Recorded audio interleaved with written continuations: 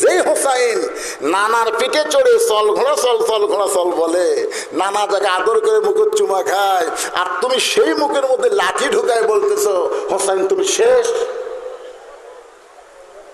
শেষ। সাহাবীরা নবীর ওয়াজ শুনতেছে, পাগলের মতন নবী যখন কথা বলে সাহাবীরা অন্তরের খাতায় সেটা নোট করে। জোরে কেন সুবহানাল্লাহ।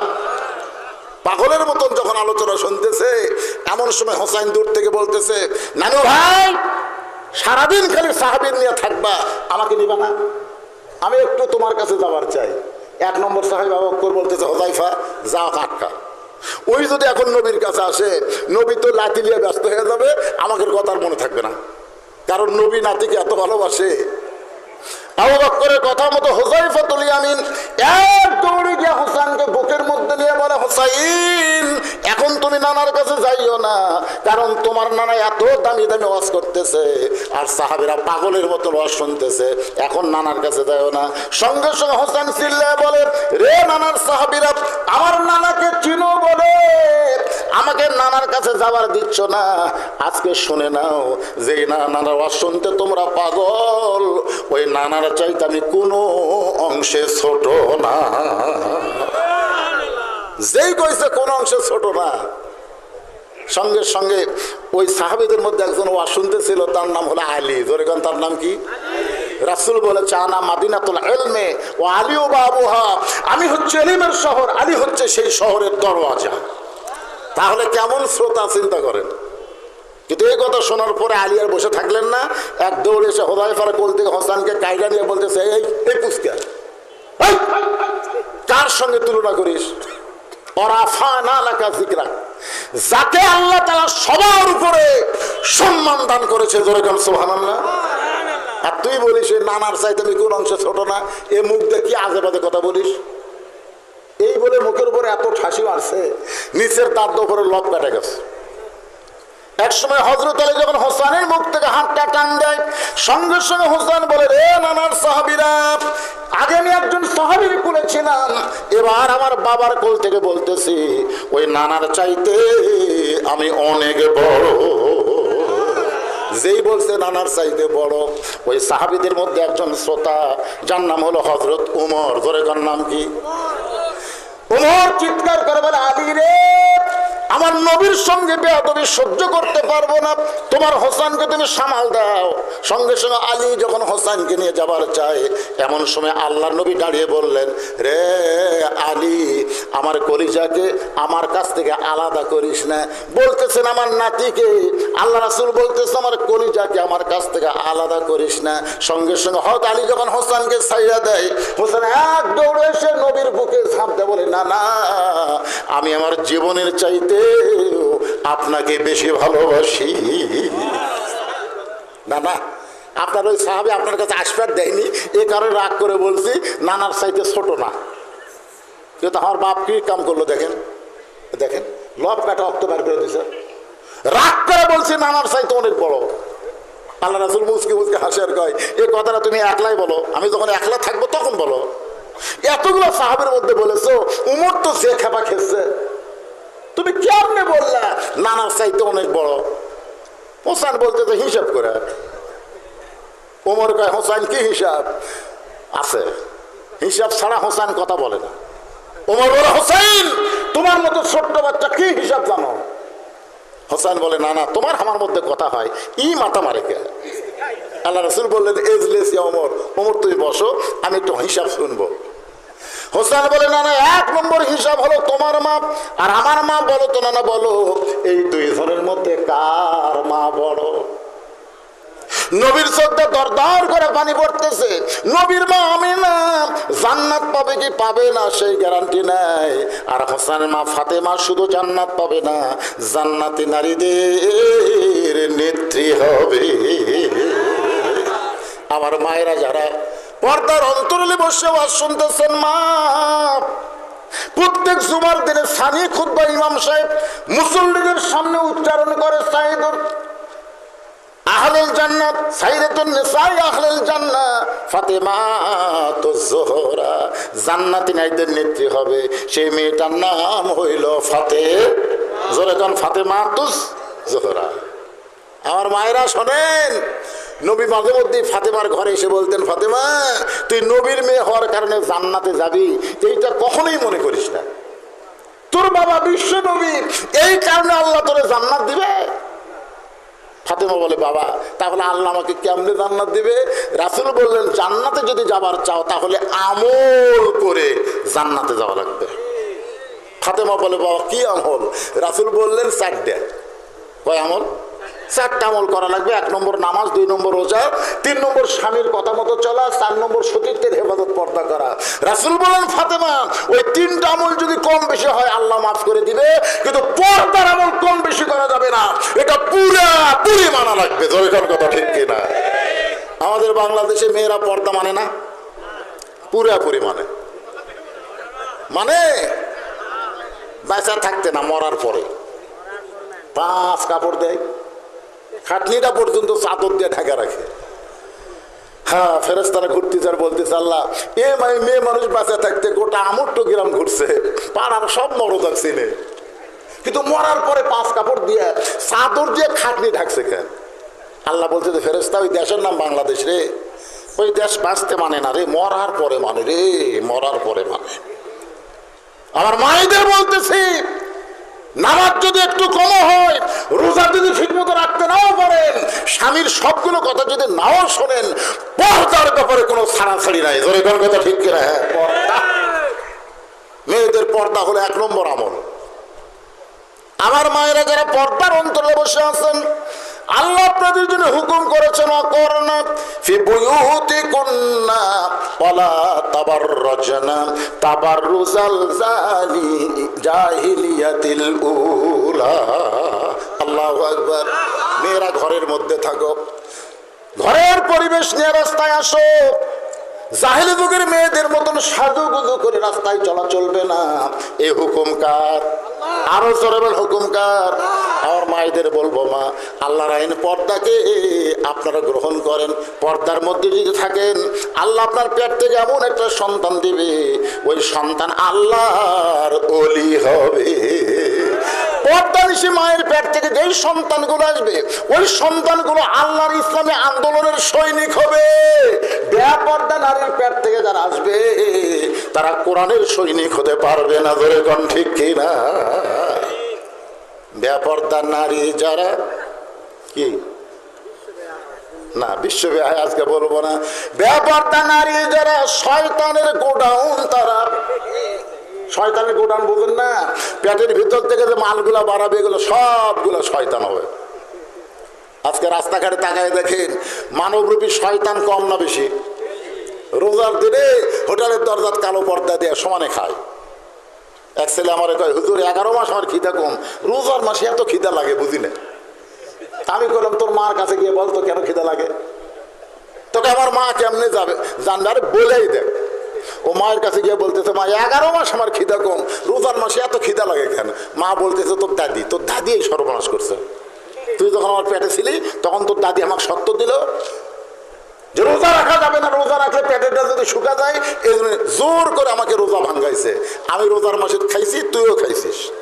রোজার মাসে পেটের ভিতরে তোর খাওয়ার অভ্যাস আছে, বাইরে এসে তুই রোজা থাকতে পারবি?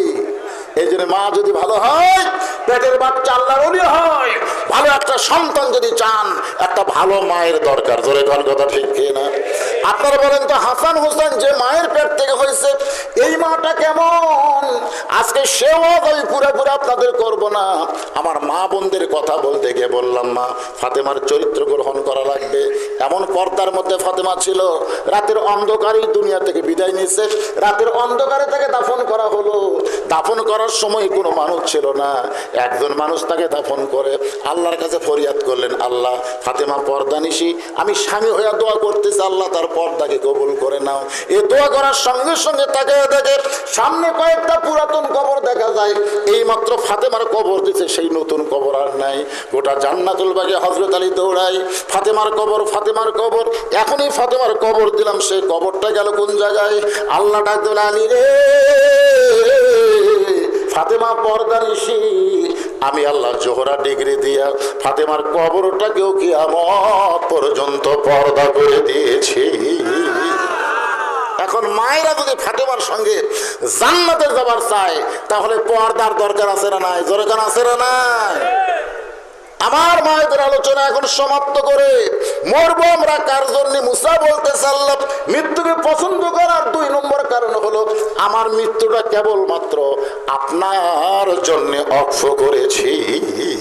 আজকে যারা এখানে জীবিত অবস্থায় ওয়াজ শুনতেছে সবাই জবান থেকে বলেন আমরা মরবো কার জন্য? আরো জোরে বলে। যে লোকটা বলতেছে না ও মরবে, যে বলতেছে ও মরবে, কিন্তু 2 জনের মরা এক হবে না। আজকে যারা আল্লাহর জন্য মরতে চায় না, মুখ খোলে না, মরার আগে ও করে মরবি, ওর মুখত কলেমা উচ্চারণ হবে না। আর যারা বলতেছে আল্লাহর জন্য মরবো, মান সাআলাল্লাহু তাআলা আশ-শাহাদাতা বিসিদকিন বাল্লাগাহুল্লাহু মানাজিলা শুহাদায়ে ওয়া ইম্মা তাআলা ফিরাশিহি। আল্লাহ রাসূল বলেন ইসলামী আন্দোলনের কর্মী হইয়া বাংলার জমিনে যারা কোরআনের শাসন চালু করতে চায় তার জীবনে যদি শাহাদাতের মৃত্যু নাও হয়, শাহাদাতের মৃত্যু নিয়ে আল্লাহর কাজ করার কারণে হাসরের ময়দানে আল্লাহ তাকে শহীদদের কাতারে দাঁড় করায় দিবে। তাহলে এই নিয়ত করার দরকার আছে না নাই? আমরা মরবো কার জন্য? এরা কি বসো, কার জন্য মরবো? নানা আমার 1 নম্বর প্রশ্ন হলো তোমার মা আর আমার মা বলো তো নানা, এই 2 জনের মধ্যে কার মা বড়? আল্লাহ রাসূল কান্দার বলে হোসাইন আমার মা আমিনা জান্নাত পাবে কি পাবে না এই গ্যারান্টি নাই, আর তোমার মা ফাতেমা শুধু জান্নাত পাবে না, জান্নাতি নারীদের নেত্রী হবে। 6 লক্ষ হাদিসের হাফেজাকে মা আয়েশা। সর্বোত্তম ইসলাম গ্রহণ করছে কে? মা খাদিজা। সুবহানাল্লাহ হবেন না? এরপরে তারা জান্নাতি নারীদের নেত্রী হবার পারবে না, জান্নাতি নারীদের নেত্রী ফাতেমা হবে। এমনি এমনি একটাই আমল বেশি ছিল, পর্দা। জোরেকার নাম কি? রাসূল বললেন ফাতেমা তোমার মা আয়েশা আমার সঙ্গে হজে যাবার চাই, তুমি কি যাবা? ফাতেমা বলতে তো হজের কি দরকার, আপনি 4টা আমল করছেন, তার মতো হজ নাই। হজ আছে নামাজ, রোজা, স্বামীর কথা মতো চলা, আর সতীত্বের হেফাজত পর্দা করা। এই 4টা আমল করলে 8টা জান্নাত। সুবহানাল্লাহ খান না? মা ফাতেমা হজ করেনি রে, আর এখনকার মেয়েরা হজ করতে পাগলি। আপনি একলাই যাবেন, আমাকে নিবেন না। অধিকাংশ মরদ মানুষ বউলে হজ করবার গেলে হজ হচ্ছে না, খালি বউ হেরা যায়। খালি বউ কি হয়? হেরা যায়। আমি তাই বলে বলতেছি না মা বোনদের হজ করা যাবে তা না, মা বোনদের হজ করা যাবে যখন তাদের উপর আল্লাহ হজকে ফরজ করে দিবে। ঠিক কিনা বলেন? এই কথাক্ষণ ঠিক কিনা? তবে মা বোনরা ইচ্ছা করলেও আমরা করতে পারে। মা আয়েশা হজ করতে গেছিলেন, মা ফাতেমা হজ করেন নাই। এখনকার মেয়েরা মসজিদে জামাতের সাথে নামাজ পড়বার চায়। বর্তমানে কিছু শায়েখবার আছে, এই শায়েখেরা মেয়েদেরকে মসজিদে আনার ব্যাপারে জনগণকে উৎসাহ দিচ্ছে। যেরকম কথা ঠিক কিনা?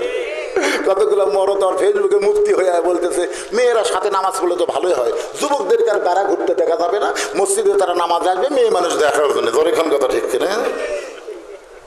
আজকের মাহফিলে কিন্তু অনেক মেয়েরা আইছে, সব মেয়েরা কেউ আসর বাড়াইছে, অনেক মেয়েরা এসে যুবকদের মিস কল দিছে আজকে ওয়াজের নামে আমরা কিছু একটা কর্ম। যেরকম কথা ঠিক কিনা? তাই রে ওয়াজ শুনবার আইসা তারা সবচাইতে খারাপই করতেছে। কোনো বডিগার্ড নাই, কোনো গার্ড নাই। একটু মনোযোগ দিয়ে শুনবেন। আল্লাহ রাসূল বলে হোসেন আমার মায়ের চাইতে তোমার মা ফাতেমা আল্লাহর কাছে কোটি কোটি গুণ বড়।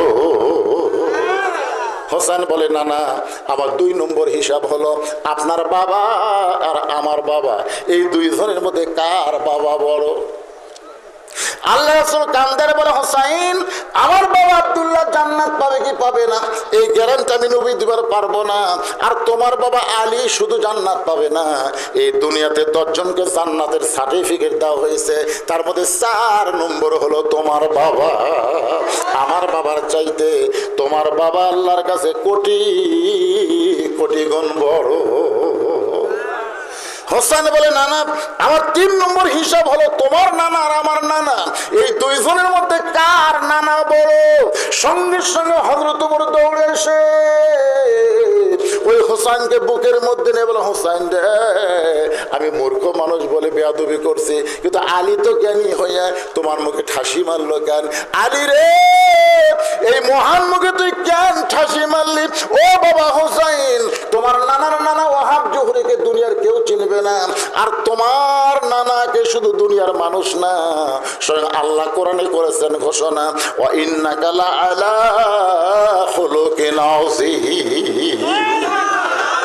হোসেন বলেন, নানা তাহলে তিন দিক দিয়ে কে বড় হলো? মায়ের দিক দিয়ে আমি বড়, বাপের দিক দিয়ে আমি বড়, নানার দিক দিয়ে আমি বড়, তুমি কোন দিক দিয়ে বড়? আল্লাহ রাসূল সঙ্গে সঙ্গে হোসেনকে মাথার উপর তুলেছে, ছোট্ট মানুষ তো, এরকম মাথায় তুলে বলতেছে, দেখো তো কার মাথা উপরে? সমস্ত সাহাবীরা বলতেছে, হুজুর আপনার মাথার উপর তো হোসেনের মাথা দেখা যায়। কারণ একজন সাহাবী উপর দিকে না তাকায় নিচের দিকে তাকায় বলতেছে, মাথা উপরে থাকলে কি হবে, পাও তো মাটিতে নাই। কারণ হোসেন বড় হয়েছে নিজের যোগ্যতাই নয়, আল্লাহর নবীর ওসিলায়। জোরে কোন কথা ঠিক কি না? আনাস ইবনে মালিক বলে, ইয়াজিদ, সেই হোসেনকে তুমি চিনতে পারলা না, তার মুখের মধ্যে লাঠি ঢুকে তুমি বলতেছো হোসেন শেষ হয়েছে। আমি আনাস বলতেছি, হোসেন শেষ হবে না, বরং তুমি একদিন শেষ হয়ে যাবে। গোটা পৃথিবীতে মানুষ তোমার নাম ঘৃণায় উচ্চারণ করবে, মহব্বতে কেউ বলবে। আমার এলাকার এক হিন্দু আকাশ, ওর বেটা আমাক দিয়ে বলতেছে, মামা দোয়া করেন। হিন্দুরাও কিন্তু আমার কাছে দোয়া চায়। আমি বেটা বললাম, কোনো দোয়া লাগবে না, তোর বেটার নাম খালি এজিৎ। ওই আমার কলতায় কাড়ালে বলেন, মামা আমি হিন্দু হতে পারি, কিন্তু অভিশপ্ত নাম আমার সন্তানের থব না। দেখছেন, একটা হিন্দু পর্যন্ত ইয়াজিদকে অভিশাপ দেয়। ধরে কথা কর না কে? হ্যাঁ, অথচ গোটা এলাকা খুঁজে দেখেন, প্রত্যেক পাড়ায় পাড়ায় হোসাইন আছে না নাই? ধরে কেন আছে না? না, তাহলে কে মরল? হোসেন বলল। আজও বাংলাদেশে ক্ষমতার চেয়ার পাইয়ে হোসেনের দলদেরকে হত্যা করে তোমরা মনে করতেছো কি হনু রে, একদিন তোমরাও দুনিয়া ছাড়বে, পৃথিবীর মানুষ ঘৃণা করে তোমাদের নাম উচ্চারণ করবে। জোরে কোন কথা ঠিক না? এজন্য মরাই যখন লাগবে, মরবো কার জন্য? আল্লাহ বলেছেন, আমার জন্য যারা জীবন দেবে তাদেরকে তোমরা মৃত্যু বলো না, আমি আল্লাহ বলতেছি জীবিত। আল্লাহ ডাকতে বলে, মুসা রে, মৃত্যুকে পছন্দ করার 3 নম্বর কারণ কি? কয় কারণ? 1 নম্বর কারণ হলো না মরলে জান্নাতে যাওয়া যাবে। 2 নম্বর কারণ হলো মরবো কার জন্যে? আপনারা কি বিরক্ত হচ্ছেন? এই মাঝে মধ্যে যে উঠলো কেন, ওই একটা উঠলো, একটা উঠতেছে, তার মানে ওরা বসার জায়গা পাচ্ছে না। না আপনার কোন তো 5 লাখ বসতি না, ঘন ঘন নাই? এই ঘনের মধ্যে যদি কেউ উঠে যায়, কি বিরক্ত রে ভাই? না, যারকে পেশাব ঘন ঘন হয় তারা সাইডে বসেন, মাঝখানে বসলেন কেন? আল্লাহর কোরআন, ওয়ানুনাজ্জিলু মিনাল কোরআনি মা হুয়া শিফাউ ওয়া রাহমাতুল লিল মুমিনিন। আল্লাহ বলেছেন, কোরআনের মহব্বত কলিজার মধ্যে নেও, আসন কোরআনের ওসিলায় পেশাব জাতীয় যত ব্যারাম আছে আল্লাহ ভালো করে দিবে। জোরে কথা ঠিক না? আপনি কি খবর চান? কোরআনের পাওয়ার কম না বেশি? আর সেই কোরআনে শুনতেছেন মৃত্যুকে পছন্দ করার 3টা কারণ, 2টার কারণ কেবল কইছি, 3 নম্বর মজার কারণ এখনো বলিনি। উঠেন কেন ভাই? সারা রাত চলবি না? সারা রাত কেন চলবে? কেমন করে ঘুমাও তুমি ফজর করে কাজা, এমনও হতে পারে তোমার জোহরে জানাজা। তখন আমরা বলবো ফজর কাজা হওয়ার কারণ হলো আমরা ওয়াজ শুনছি, আর ওয়াজ শোনার পরে এমন ঘুমায় গেছি আমরা চেতন পাইনি। এই জন্যে আপনাদের এলাকায় খেয়াল করে দেখবেন, মসজিদের কোনো মুয়াজ্জিন ওয়াজ শোনে না। আপনি দেখবেন মুয়াজ্জিনরা কিন্তু ওয়াজ শোনে না, কেন? ওয়াজ শুনবার গেলে ফজরের নামাজের আযান দিবার পারবে না। জোরে কোন কথা ঠিক না? তো ভাইজান, আমরা এমন সময় ওয়াজ শেষ করব, আমাদের ওয়াজও শোনা হবে, আবার ফজরের নামাজ জামাতের সঙ্গে আদায় হবে। জোরে কোন ঠিক? ফজরের নামাজ বাইক পড়লে হবে? রাসূল বলেছেন, 2টা নামাজ কেউ যদি জামাতে নামাজ না পড়ে, মুনাফিকের মৃত্যু হবে তার। একটা হলো ফজর, আর একটা হলো ইশা। এই 2টা নামাজ আমাদের জামাতে আদায় করা লাগবে। কথা কর না কেন? কথা কর না কেন? বাড়িতে খালি হকা হক মারতেছেন, হবে না। ফজরের নামাজ যদি আমরা জামাতে পড়তে চাই, সময় মতো আলোচনা শেষ করব। এবার মৃত্যুকে পছন্দ করার 3 নম্বর কারণ বলার আগে আমি একটা গান গাবো। গানটা একটু মনোযোগ দিয়ে শোনেন যুবকেরা। তোমরা তো বহু গান পাচ্ছ, এখন আবার নতুন একটা গান বাড়াইছে। একটা মানুষ হইয়া তুমি কয়জন রে বিলাও মন, মুখে তোমার মিষ্টি কথা অন্তর কয়লার মতন। যাই হোক, গানটা কি আমি পুরোপুরি বলতেছি না, কিন্তু একটু থাকি দিলাম, যুবকেরা বুঝতে পারছে। একজন মানুষ হইয়া তুমি কয়জনকে বিলাও মন, দেহ থাকে মসজিদে মন থাকে বাহিরে। এরকম মুসল্লি আছে না নাই? মসজিদের মধ্যে ঢুকেছে, আয় আয় সবাই নামাজ পড়ে চলে গেছে, মুই একলাই। জুতা চোর চিন্তা করে কেউ তো নাই রে, মুই একলাই। আর জুতা খুঁটি খুঁজে দেখে দরজার নাই। আস্তে আস্তে ওর কাছে এসে দেখে ওর কাছে বাক্স, ওই বাক্সর মধ্যে 1000 টাকা নতুন জুতা থুইয়া ওই নামাজ পড়তেছে।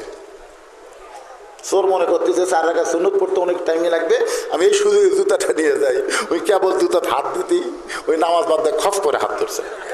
চোর বলতে, ভাই আপনি তো নামাজ পড়তেছেন, নামাজে বলতেছিল জিহাদুল কাবা ওয়া জুতা।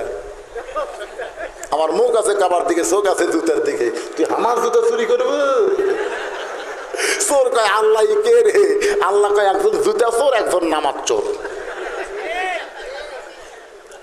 আজকে মসজিদের মধ্যে ঢুকি, দেহ ঢুকলেও মন ঢোকে না। ধরে কোন কথা ঠিক? একটু মনোযোগ দিয়ে শুনবেন। যে গানটা আমি গাইতেছি, গানটা একটু মনোযোগ দিয়ে শুনবেন যুবকেরা। কত ভাইরাল গান তোমরা শুনলে, এই গানগুলো তোমরা মনে রাখতে পারো না। চলতে পথে 2 দিন থামিলাম, যাবার কালে একজন আরো দেখা না পাইলাম।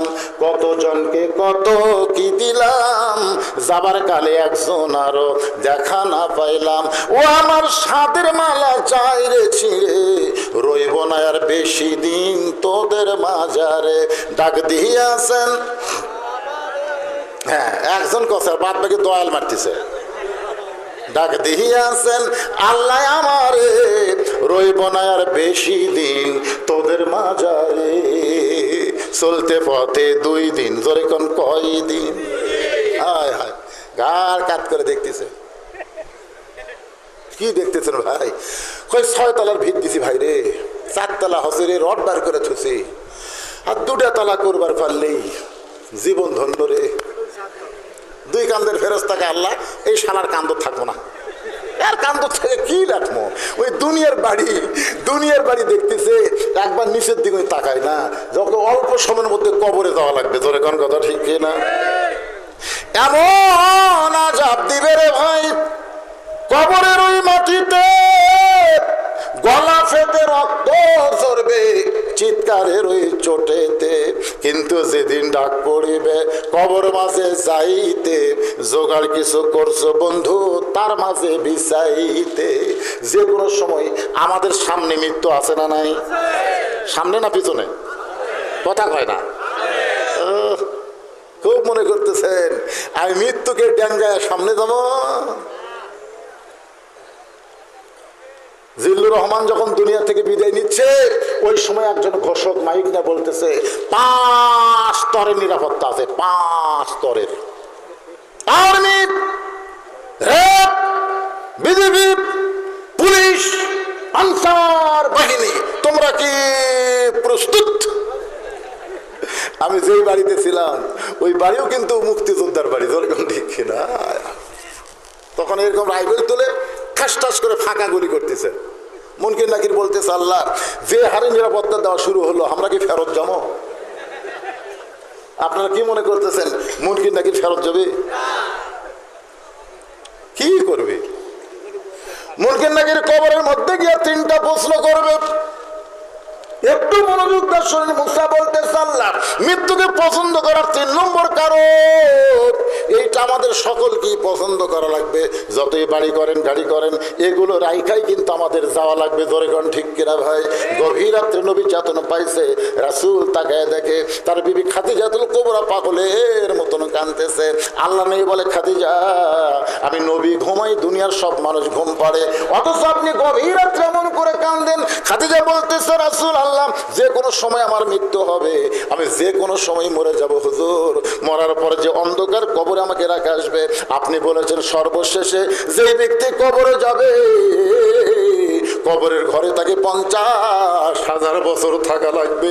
যেই ঘরে দরজা নাই, জানলা নাই, কারেন্ট নাই, বাতি নাই, ফ্যান নেই, ওই মাটির অন্ধকার কবরে আমি খাদিজা 50,000 বছর কেমনে থাকবো? এই চিন্তা করার কারণে আমার চোখে ঘুম ধরে না, আমি পাগলের মতন কাঁদতেছি। সঙ্গে সঙ্গে খাদিজা নবীর কপালে চুম্বন দিয়ে বলে, খাদিজা ওই আল্লাহর শপথ করে বলতেছি, ঈমান গ্রহণ করার পরে আপনি আল্লাহর সঙ্গে যে সম্পর্ক গড়ে তুলেছেন, আল্লাহ আপনার কবরকে জান্নাত বানায়া দিবে।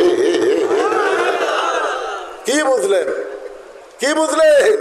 রাসূল বলতেছেন আপনি ঈমান গ্রহণ করার পরে আল্লাহর সঙ্গে যে সম্পর্ক গড়ে তুলেছেন, তাহলে লা ইলাহা ইল্লাল্লাহ মুহাম্মদ রাসূলুল্লাহ এই ঈমান গ্রহণ করার পরে আল্লাহর সঙ্গে আমাদের সম্পর্ক করার দরকার আছে না নাই? কি দিয়ে সম্পর্ক করবেন? এই নামাজিরা কবরে যখন যাবেন, মুনকির নাকির এসে জিজ্ঞাসা করবে, মান রব্বুকা, তোমার রবকে? আপনার কোয়া লাগবে? আপনি আরামে ঘুম পাড়বেন, আপনার নামাজ দাঁড়িয়ে যাবে। মুনকির নাকিরকে বলবে, এই মুনকির নাকির কাকে রব সম্পর্কে প্রশ্ন করতেছ? বলে, যাই শুয়ে আছে তাকে। এই মুনকির নাকির, যাকে রব সম্পর্কে প্রশ্ন করতেছ সে সারা জীবন কয় ওয়াক্ত নামাজ পড়ছে হিসাব দে। মুনকির নাকির বলে, আমাদের কাছে তো ক্যালকুলেটর নাই। তো ক্যালকুলেটর নাই তো কিসের রব? তোরা জানিস এই লোকটা যাকে তুই মান রব্বুকে প্রশ্ন করতেছিস, ওই মসজিদের মধ্যে ঢুইকাই নামাজের নিয়ত করার পরেই বলতো আলহামদুলিল্লাহি রব্বিল, রুকুতে গিয়ে বলতো সুবহান রাব্বিয়াল আযীম, সিজদাত গিয়ে বলতো সুবহান রাব্বিয়াল আলা। দুনিয়াতে যে এত রব রব করে কেবল কবরতে এসে একটা আরামের ঘুম দিছে, এটা কি প্রশ্ন রে?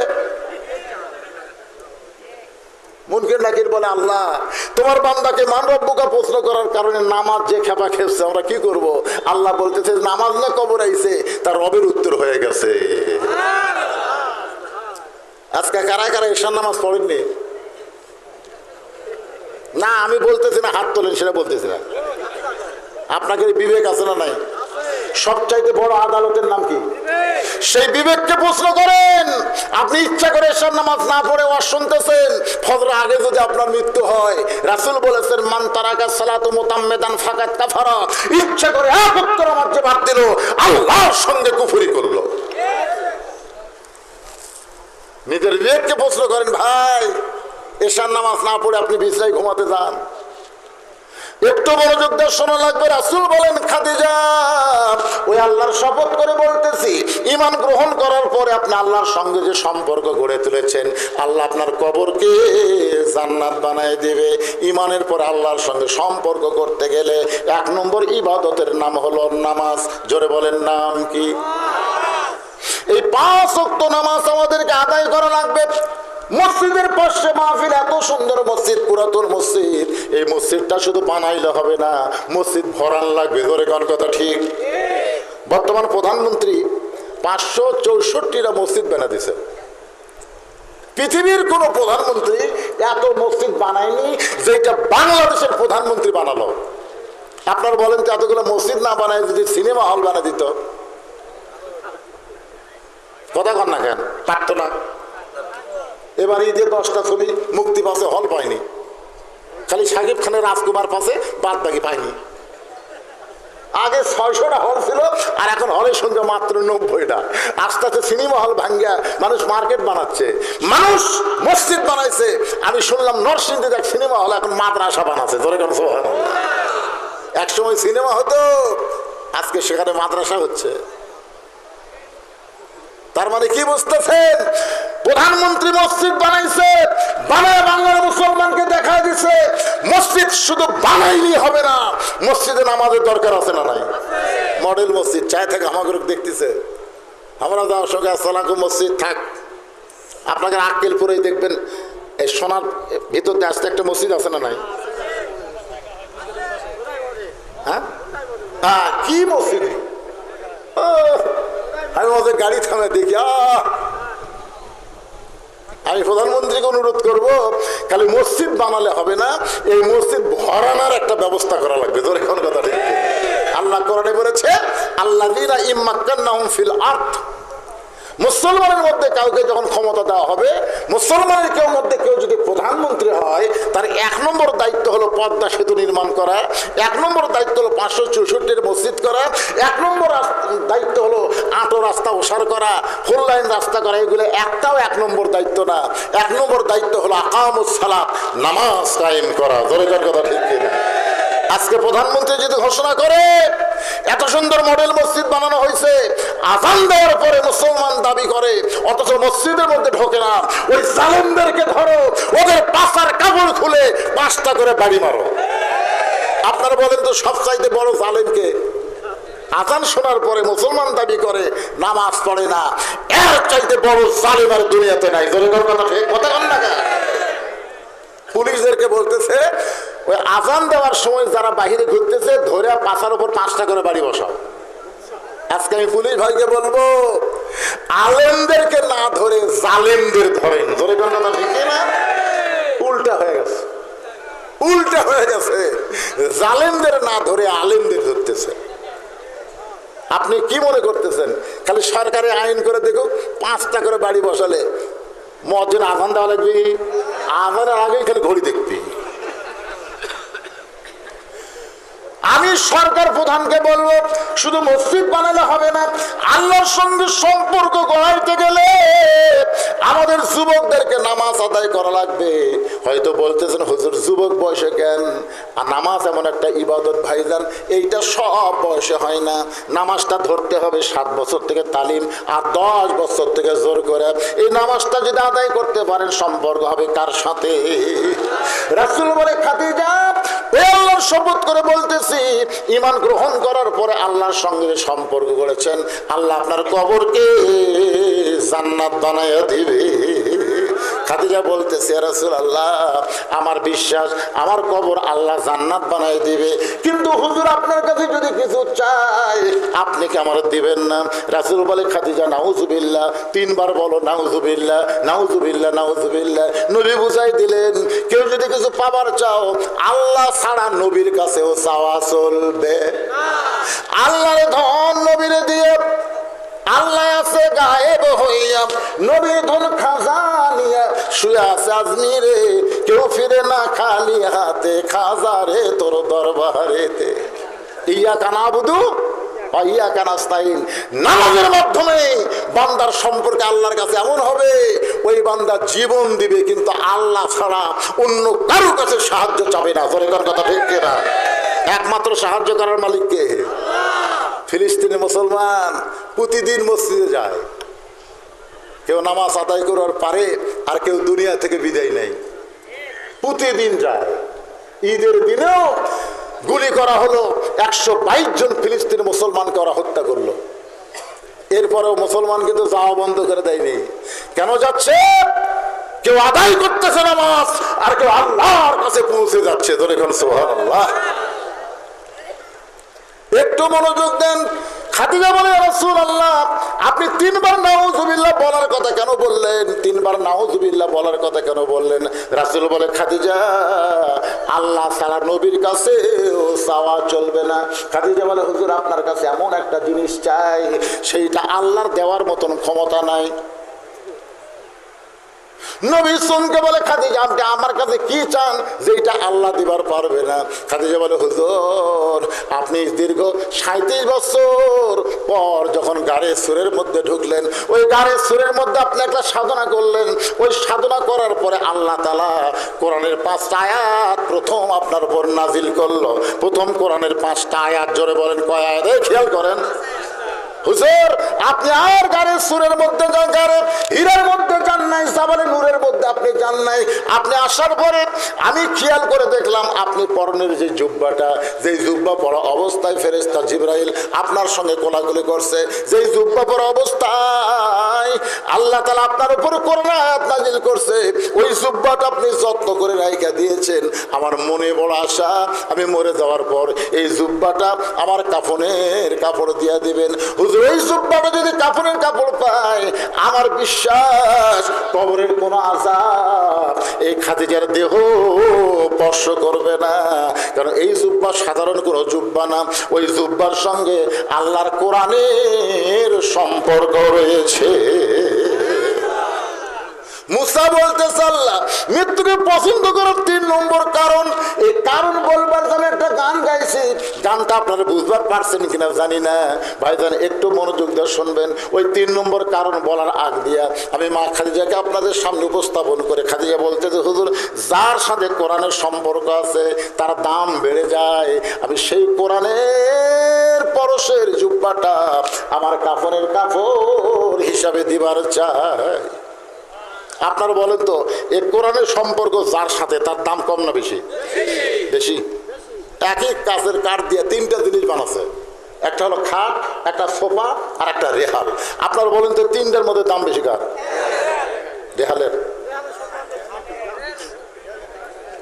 আপনাকে যদি বলা হয় ভাই ওই খাটটা দিয়ে রেহালটা নাও তো, আমি আজকে বলতেছি বাইতুল মুকাদ্দাস আর বাইতুল্লাহ। রাসূল বললেন বাইতুল্লাহর দাম বেশি আর বাইতুল মুকাদ্দাসের সম্মান বেশি। বাইতুল্লাহ আব্রাহা বাদশা ধ্বংস করে বেড়াইছিল, আবাবিল পাখি দিয়ে আল্লাহ সাইজ করে দিছে।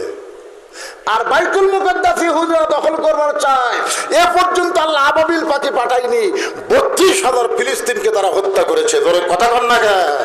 বর্তমান প্রধানমন্ত্রী পর্যন্ত আফসোস করেছে ওরা শিশু বাচ্চাদেরকে টার্গেট করে হত্যা করতেছে। কারণ ফিলিস্তিনের এক মা বলেছে পৃথিবীর অনেক মায়েরা সন্তান জন্ম দেয় আর আমরা কোনো সন্তান জন্ম দেই না, আমরা একটা মুজাহিদের জন্ম দেই। ধরে কোন সুবহানাল্লাহ। এই কথা বলার পর থেকেই ইহুদিরা টার্গেট করছে এই বাচ্চাগুলো সাইজ করা লাগবে। প্রায় 20,000-এর মতন ছোট বাচ্চাদেরকে তারা হত্যা করছে। ওই বাচ্চারাই হবে সৈনিক।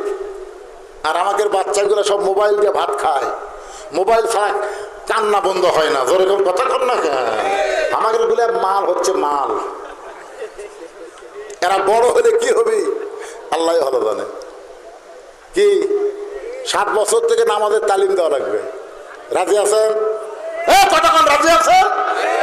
10 বছর থেকে জোর করে নামাজ ধরন লাগবে।